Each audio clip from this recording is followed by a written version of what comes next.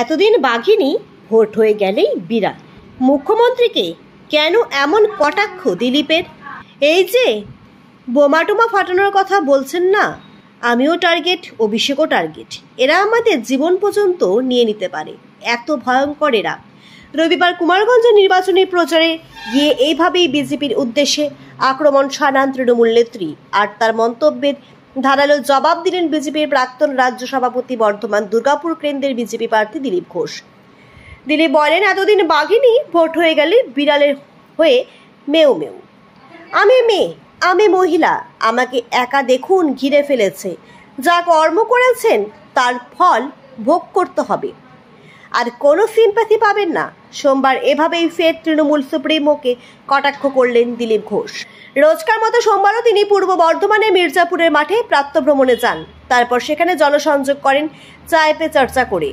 চা খেতে খেতে মুখ্যমন্ত্রীর উদ্দেশ্যে একের পর এক আক্রমণ শানান তিনি। দিলীপ বলেন, নেতাদের চোর বানিয়েছেন, চোরেদের নেতা বানিয়েছেন। যত ইলেকশন এগিয়ে আসছে ততই হারার ভয়ে হিংস্র হয়ে যাচ্ছে তৃণমূল।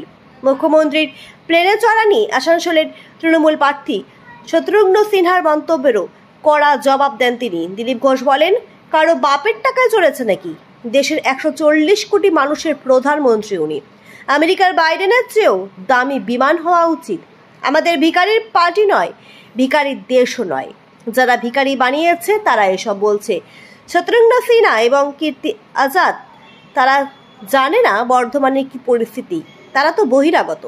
অন্যদিকে অভিষেক বন্দ্যোপাধ্যায় মন্তব্যেরও কড়া জবাব দিয়েছেন দিলীপ ঘোষ। অভিষেক বন্দ্যোপাধ্যায় সম্প্রতি মন্তব্য করেন, কোনো ভদ্রলোক বিজেপি করতে পারে না।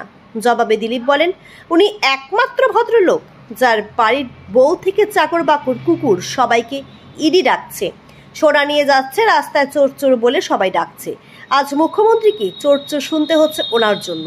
রবিবার বর্ধমান শহরে প্রাতঃভ্রমণে বেরিয়ে হাত পাখা বিলি করেন বর্ধমান দুর্গাপুরের বিজেপি প্রার্থী দিলীপ ঘোষ।